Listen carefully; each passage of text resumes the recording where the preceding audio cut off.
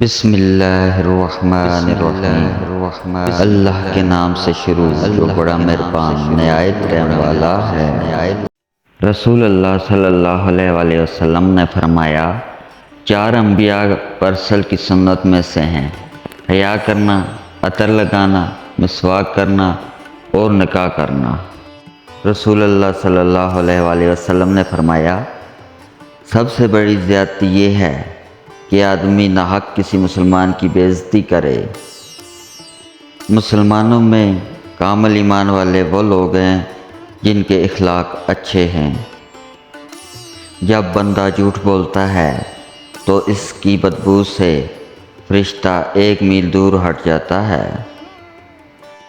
وہ شخص جنت میں نہیں جائے گا جس کا پڑوسی اس کی آفتوں سے محفوظ نہ ہو۔ جب 2 مسلمان آپس میں ملتے ہیں اور مصافحہ کرتے ہیں تو ان دونوں کے جدا ہونے سے پہلے ان کو بخش دیا جاتا ہے۔ آپس میں مصافحہ کیا کرو، اس سے کینہ دور ہوگا۔ اسلام میں پہل کرنے والا غرور و تکبر سے پاک ہے۔ جب کسی کو جمائی آئے تو اپنا ہاتھ منہ میں رکھ لے، کیونکہ شیطان میں گھس جاتا ہے۔ سفید کپڑے پہنا کرو، اس لیے کہ وہ بہت پاکیزہ اور پسندیدہ ہے۔ رسول اللہ صلی اللہ علیہ وآلہ وسلم نے فرمایا، زیادہ مت ہنسو کیونکہ زیادہ ہنسنے سے دل مردہ ہو جاتا ہے۔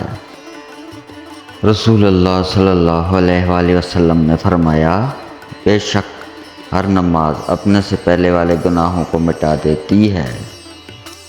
مومن کی جان اپنے قرض کے سبب مہلک رہتی ہے جب تک کہ اس کا قرض ادا نہ کر دیا جائے۔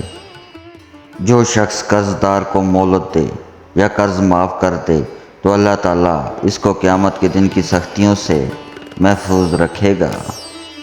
جو آدمی سود کا 1 درہم جان بوجھ کر کھائے، اس کا گناہ 36 بار زنا کرنے سے زیادہ ہے۔ جس بدن کو حرام غذا دیں گی وہ جنت میں داخل نہ ہوگا۔ جو عورت اس حال میں انتقال کرے کہ اس کا شوہر اس سے راضی اور خوش ہے تو وہ عورت جنتی ہے۔